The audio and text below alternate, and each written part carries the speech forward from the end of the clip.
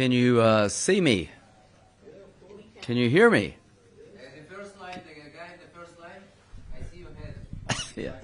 Yeah, cut his head off. There we go. Okay. You ready? Thumbs up back there? Thumbs up from everybody. Okay. Well, I'm Senator Lindsey Graham from South Carolina. I'm back. I come here every 2 weeks where I need to or not. So why did I come this time? To put a fine point of where we're at as a world regarding the Iranian regime. The Iranian Ayatollah and his murderous regime are at their weakest point since 1979. Their economy is in shambles. Their military has been degraded. There are people in the streets, Iranian people in the streets, demanding an end to oppression. All these forces are coming together. We must meet the moment. If this regime falls in the coming weeks or months, two things will attribute to it. October the 7th. Without October the 7th, I do not believe this regime would be as weak as it is today. What happened on October the 7th was horrible. It was horrific, and it will be part of the people of Israel's history as long as they're the people of Israel. But your determination out of the ashes of October 7th to give new meaning to never again, to go on the offensive to weaken the Iranian regime and their proxies is paying dividends. The response of Israel after October 7th to make sure never again was credible has led to the weakest regime in Iran since 1979. The second event, the rise of the people. The people in Iran have gone to the streets without weapons. Maybe 30,000 or more have been killed to demand an end to their oppression. These two events, the bravery of the people of Iran who are saying, I've had it, I want change, and the response of Israel to October the 7th have led to the potential demise of the Ayatollah. I can't think of a more satisfying event for me personally than see the good people of Iran to be able to get their country back, to live in a place where they didn't have to worry about their daughter being murdered because she didn't wear the headscarf right on a bus, being able to be part of the world, not isolated from the world, being able to embrace the light and not be overshadowed by the darkness. I look forward to a day when Israel no longer has to fear a nuclear weapon being developed by the Iranian regime. The best answer to all the problems created by Iran is regime change. The best answer is for the people to take the place of the Ayatollah. I do not believe they're in the streets to build more nuclear weapons. I think they're in the streets to have a better life. I don't think they're in the streets to purify Islam and destroy Israel and come after us, the great Satan. They're in the streets to have normalcy in a life that's not normal. So my view is the risk of regime change is real. There are unknowns, but let me just say this. I'm willing to take that risk. I think the Iranian people have the potential to be a great ally of the United States, Israel, and the region. I think the Ayatollah, as long as he's alive and around, will be chanting death to America and will be trying to enact a religious agenda of purify Islam, destroy Israel, come after us. He's a religious Nazi. Hitler wanted a master race. The Ayatollah wants a master religion, and we're not going to give it to him. We're going to fight back.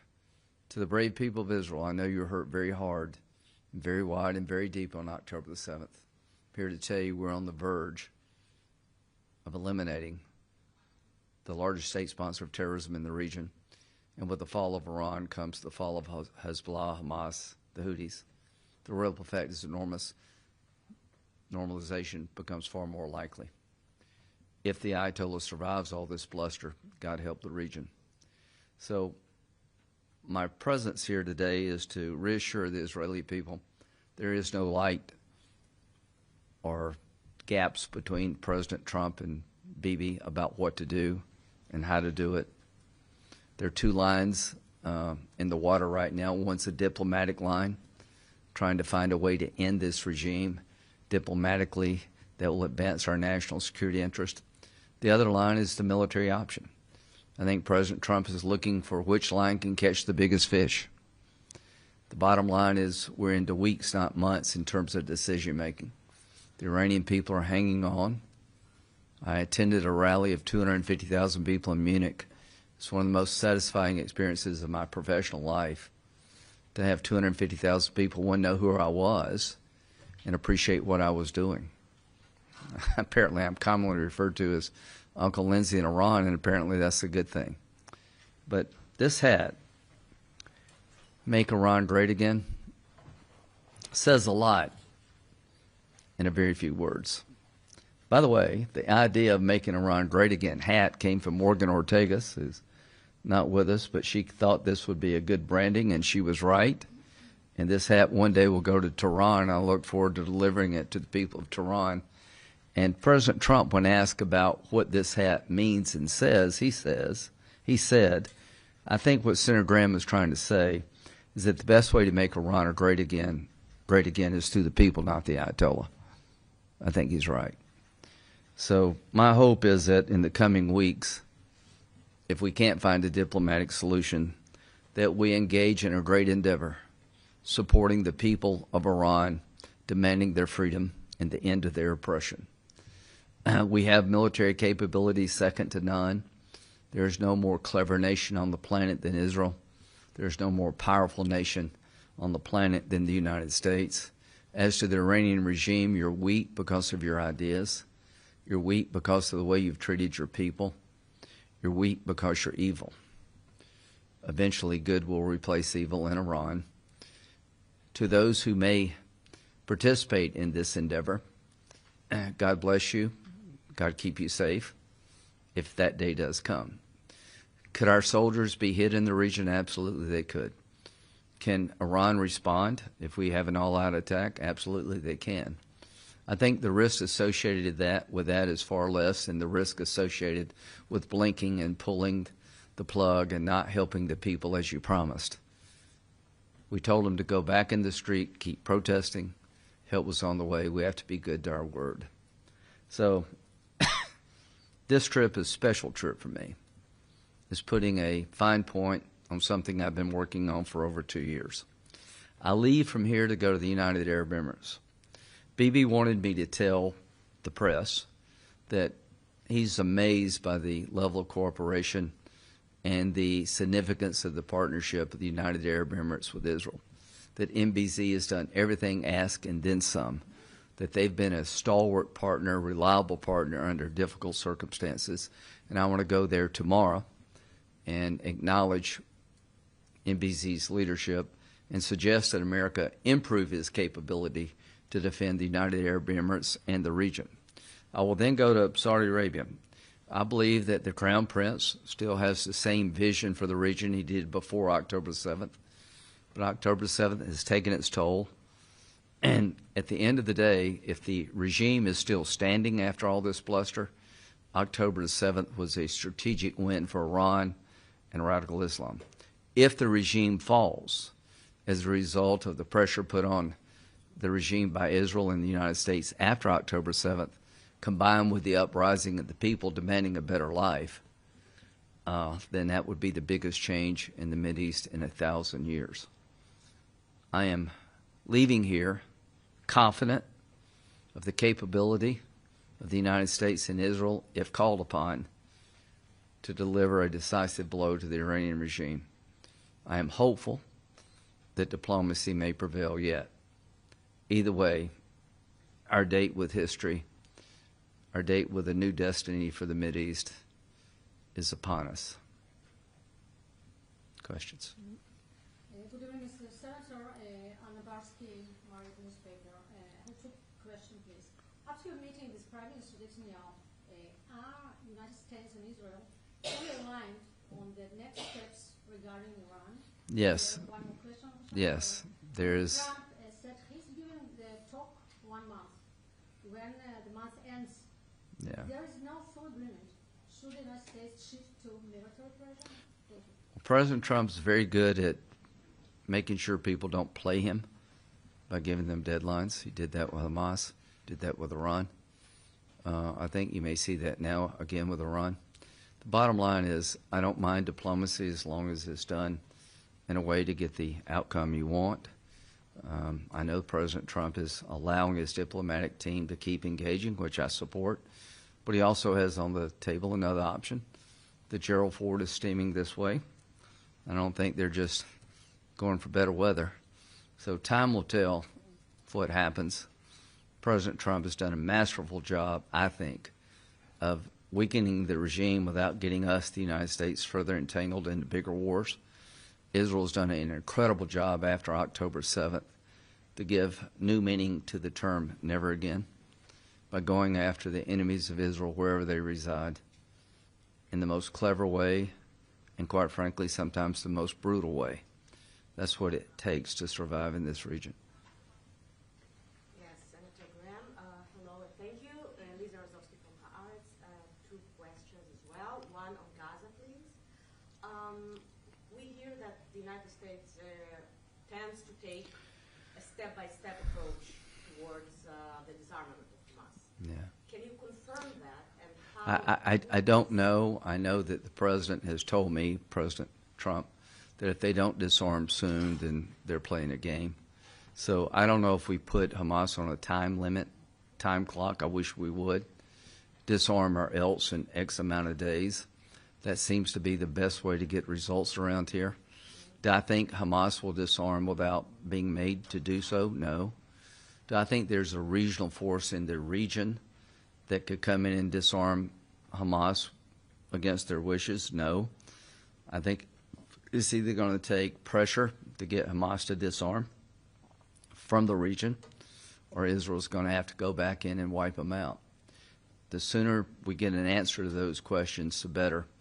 I don't see how you develop Gaza in a real meaningful way if you still have elements of Hamas armed within the area. You know, it's hard to sell a condo for, say, $3 million with a good ocean view if right down the road there's a neighborhood controlled by Hamas. That's not an investment I would want to make. And the second question, if I may, the West Bank. The West Bank and Gaza have to be part of any solution. I mean, the annexation steps, the steps towards annexation that the Israeli government has taken. Well, I'm hoping How this. is it playing in the West I'm hoping that, the plan was to get Hamas to disarm. That's been months ago. They're clearly not interested in disarming. The pace of this is slow. I get it. The border peace, maybe it works, but I know this. You'll never have peace in the Mideast with Hamas under arms. You'll never have a solution to the problem of terrorism that Israel faces until Hamas is no more politically or militarily. Joe Brown, I-24 News. Thank you very much, Senator Graham. So you say that there's no light between what President Trump and Prime Minister Netanyahu want. That's what he told me. Well, you say that President Trump wants, first of all, to try and get a diplomatic solution to this. So from Netanyahu's side, as you spoke to him today, what does he want to happen? Well, they've been very clear about what a diplomatic solution would have to entail for Israel to believe it's a good deal. No deal will go through the process without coming to the Congress. I assure you, as a member of the Senate, I will fairly evaluate any deal, but I'm skeptical of any deal that would limit Iran's nuclear capability given their behavior. It's kind of late in the process, and they're prone to cheat. But the Senate will have a say about whether or not it's a good deal or a bad deal, so that's the way the process works. I'm just telling you what Bibi told me. Okay? We'll get everybody. Daniel Estrin from NPR, nice to see you here. Prime Minister Netanyahu has spoken about tapering off U.S. military aid. Yeah, we talked about that. You've spoken about a quicker timetable. How quickly do you Well, I think what his plan is to replace the money of $3-point-something billion with an investment in new technology, rather than just writing you a check, help the IDF. He wants to create a partnership outside of the aid number. I like that idea. The wars of the future are being planned here in Israel because if you're not one step ahead of the enemy, you suffer. The most clever, creative military forces on the planet are here in Israel because they have to be to survive. So what we're looking at is that Israel is advancing down the road of new weaponry far beyond us, and it would be nice to have a process where we could be partners. Hi, Senator Graham, thank you for being here. From Channel 12. I'm trying to understand, based on your conversation with Prime trying, I guess, on Netanyahu and President Trump. Are we closer to a deal with Iran, or are we closer I think to a deal they're with Iran? And just what will be negotiated tomorrow? I think Iran keeps saying it's only its yeah. nuclear program. Well, Israel's worried about the ballistic missile program, support for regional terrorism, and the nuclear program. Worried about all three. And the track record of Iran is abysmal when it comes to keeping their word. You got to understand who you're dealing with. The Ayatollah wants to do three things. He wants to purify Islam, which means Saudi Arabia has to bend to his will as a Shiite.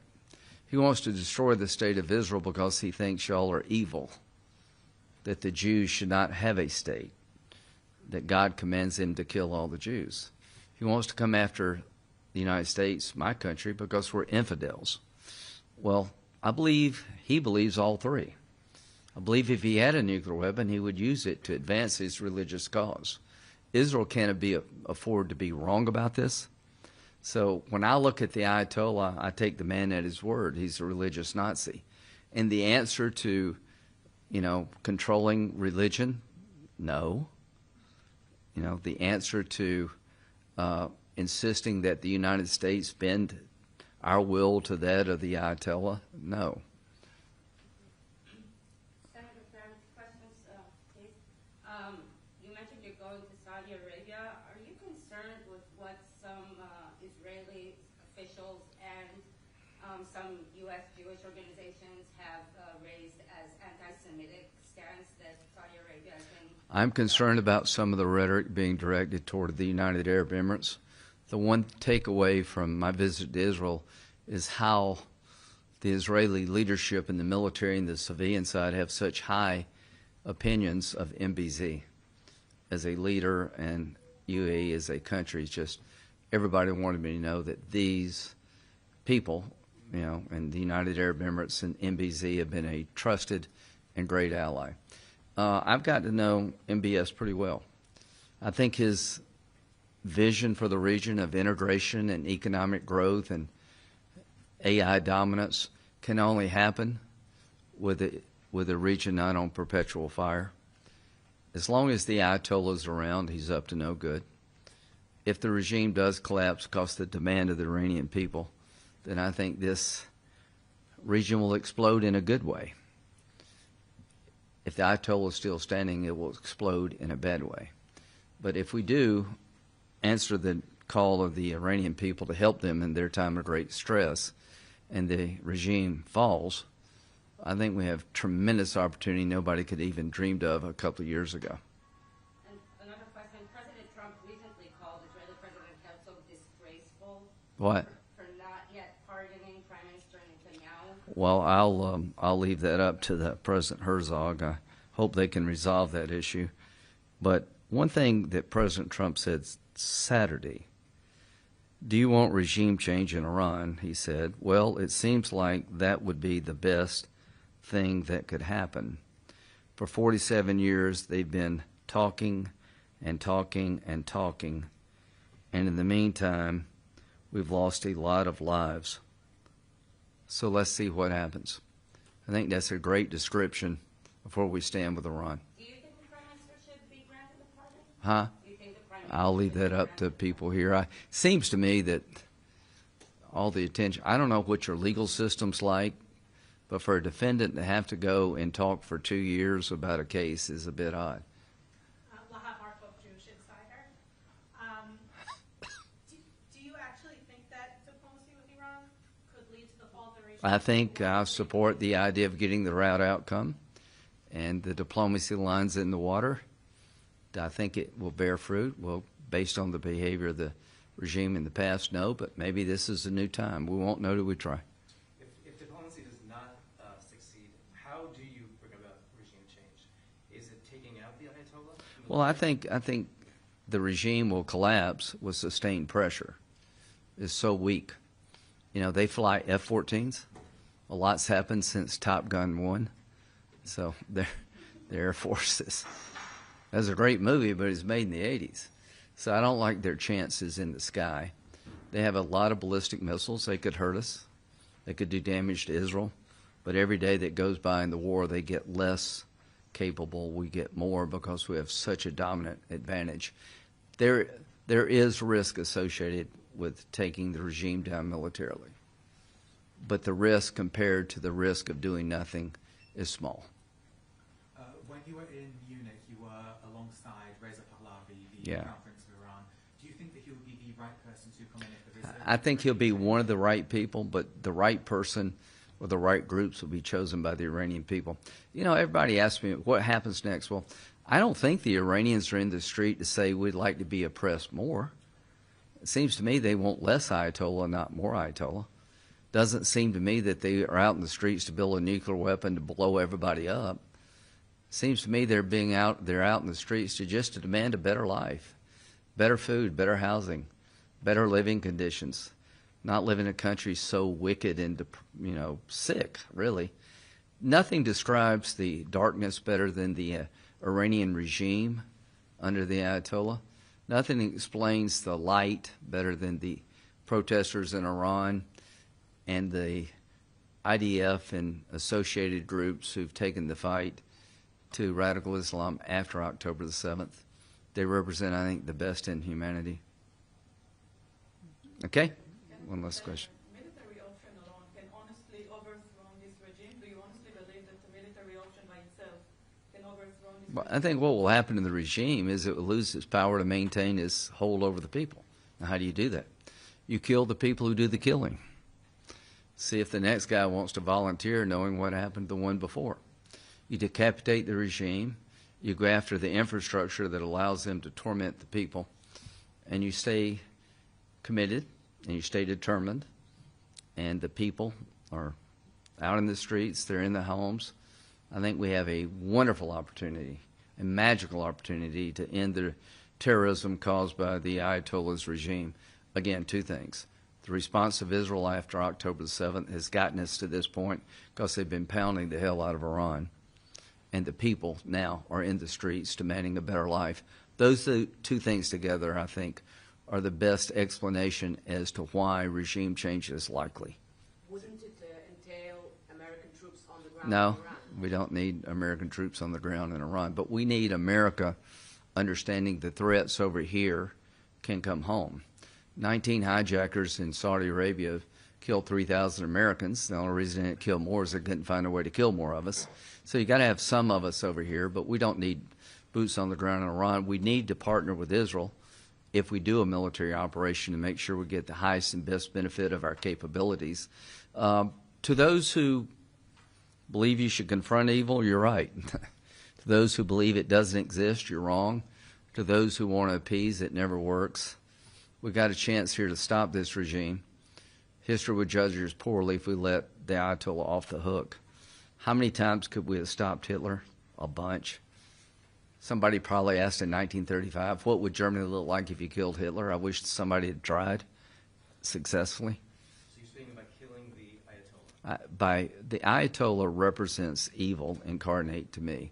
What do you think about reports that President Trump has given Prime Minister Netanyahu a green light to strike Iran's recent missile program if the Pope calls for president? I think it's not lost upon anybody. We're sending military capability into the region, the United States, to supplement what our friends in Israel have if we have to use a military option. To anybody who believes that the Ayatollah can withstand all of this and stay in power and not affect the United States, you're wrong. If this man, the Ayatollah, and his regime survive all this bluster, then not only does Hamas, Hezbollah, and the Houthis not go away, they come back stronger. The likelihood of normalization under those conditions is zero. The Arabs will go back in their corner. Trying to get a better deal with Putin in Ukraine goes to zero. You'll see how we said one thing and did another in the Mideast. It will affect us in Russia, Ukraine. We'll make it more likely China will take Taiwan.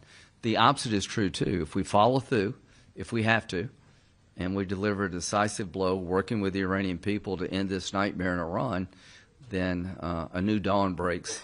Something that nobody even envisioned 2 years ago becomes more likely than not. Thank you.